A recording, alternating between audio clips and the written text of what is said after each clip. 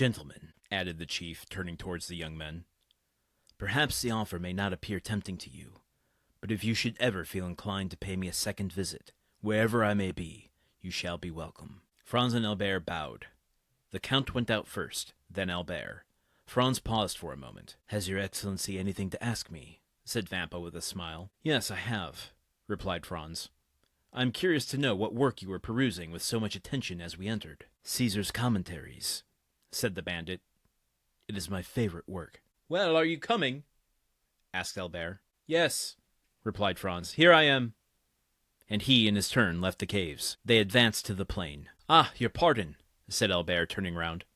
Will you allow me, Captain? And he lighted his cigar at Vampa's torch. Now, my dear Count, he said, let us on with all speed we may. I am enormously anxious to finish my night at the Duke of Bracciano's. They found the carriage where they had left it. The Count said a word in Arabic to Ali, and the horses went on at great speed. It was just 2 o'clock by Albert's watch when the two friends entered into the dancing-room. Their return was quite an event, but as they entered together, all uneasiness on Albert's account ceased instantly. Madame, said the Viscount of Morcerf, advancing towards the Countess, yesterday you were so condescending as to promise me a gallop. I'm rather late in claiming this gracious promise, but here is my friend, whose character for veracity you well know, and he will assure you that the delay arose from no fault of mine. And as at this moment the orchestra gave signal for the waltz, Albert put his arm round the waist of the Countess, and disappeared with her in the whirl of dancers. In the meanwhile, Franz was considering the single shudder that had passed over the Count of Monte Cristo at the moment when he had been, in some sort, forced to give his hand to Albert. Whoa! Is Dumas inside my head? Have I been manipulated by Dumas the way Dante is manipulating his surroundings? 2 things I did not expect to come up in this. One, that very last line there where Franz clocked Dante's shudder at shaking the hand of Albert. We went on ad nauseum about that. And before I move on to the next more mind-blowing one, I think showing that despite this episode, Franz is going to continue to pursue his suspicions of Dante, but also, who would have ever thought this would come back? Franz asking Vampa, what book were you reading? I mean, I know why I wanted to know, just because I'm always curious about that sort of thing.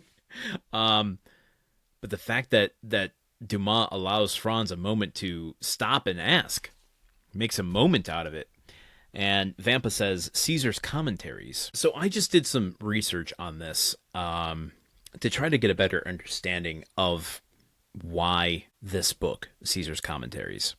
And I'm not going to even pretend to be knowledgeable enough to speak with this on authority. So I'm just going to kind of paraphrase some of the things I've found by people much smarter than me commenting on it. First of all, this is at least what I can clock on my own. Dumas, as we know, loves 1,000 words where 100 words will do. Even so, he makes this a moment, and in doing so, I think is asking us to examine Vampa a little bit more closely. And it puts me in mind of that moment earlier in this chapter where Dante stops to ask Franz, do you want to see a band of bandits at repose? Because taking these 2 things into account, I think it's on a very basic level that I can understand, showing us that appearances aren't everything. This isn't just some bloodthirsty cutthroats of men.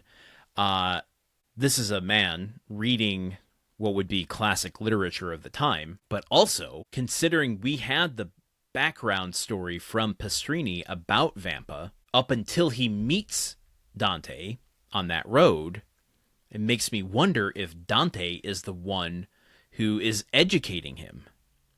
Would Vampa have come across Caesar's Commentaries through Dante?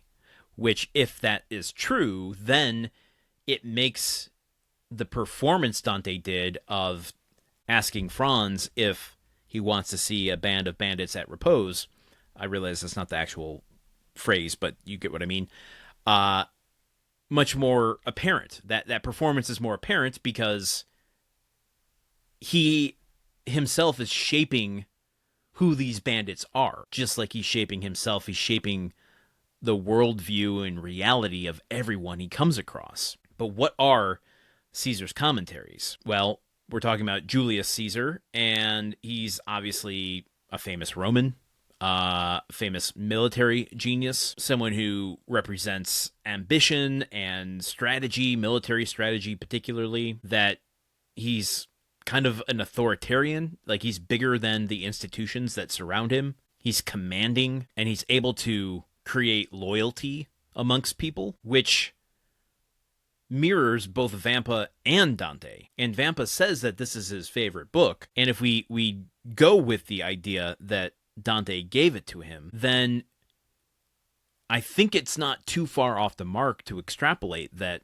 the respect Vampa has for this book is equal to that he has for the Count. They are one and the same. I also read something by someone who was saying Dumas' kind of through line of Roman history, ancient Roman history particularly, throughout this chapter, talking about the Appian Way with all the tombs and stuff that they're going through, the ruins and all that stuff, and then the catacombs, that this is just one kind of way to tie all of that together as a sort of motif for the chapter. And I have to admit, that's where I have to like stop and go, well, I certainly don't know enough about Roman politics or history to understand what that could be saying about Dante's views or Vampa's views, but it definitely feels deliberate. But this juxtaposition of Vampa's character is something that Dumas loves in, it showed up a lot in Three Musketeers, and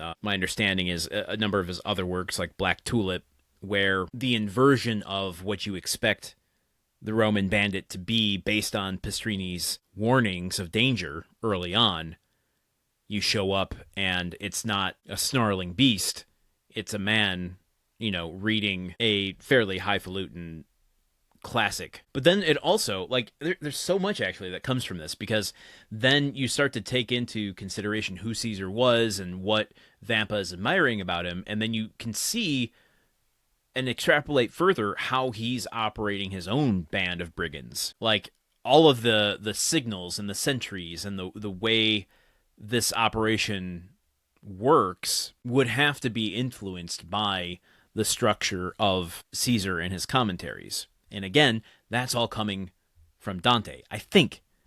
Maybe I shouldn't be so assured in my way of saying that, but I don't know how else Vampa would have come by this. But this leads us to the larger question of where we are going in chapter 38. We have ended where we began, at the Duke of Bracciano's ball, Albert now doing a little twist and twirl with the Countess G, leaving Franz behind to consider Dante all the further. And I don't know if you could tell, but I am starting to lose my voice, so I am going to end this episode here and ask you to join me once again tomorrow for chapter 38. But since we are at the end of the chapter, I just want to thank you all so much for being here day after day, chapter after chapter. And I especially want to thank those of you who dip out but come back. I get a daily podcast is a lot. And recently I tried to put myself in the listeners' shoes, your all shoes. It's weird. I don't like listening to myself, but I was like, I want to know, like, I don't want to keep making this year after year after year and just be unaware of some blatantly obvious thing. So I sat down the other day and tried to listen to like 3 or 4 episodes in a row to see what it's like to binge it, and like it's a lot to hold in your head. I get it.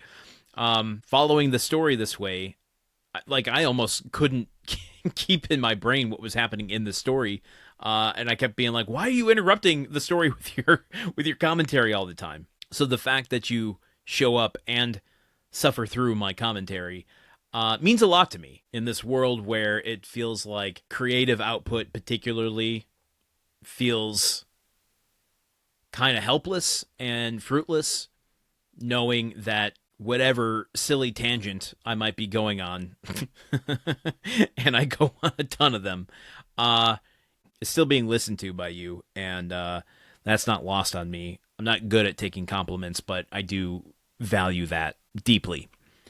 Okay, not going to get sentimental yet. We're not even halfway through this book. We got so much more to go. So join me here tomorrow as we jump right into chapter 38. And stay tuned after the credits to hear what you will get on Patreon. Patreon.com/gruntworkpod. Until tomorrow, okay, goodbye. The Countdown of Monte Cristo is part of the Gruntwork Podcast Network. This show is produced, edited, and hosted by Landon Solano. The original text of The Count of Monte Cristo by Alexandre Dumas. Theme song by Magic Solo. If you want to support the show and others like it, visit patreon.com/gruntworkpod. Thank you for listening. See you tomorrow.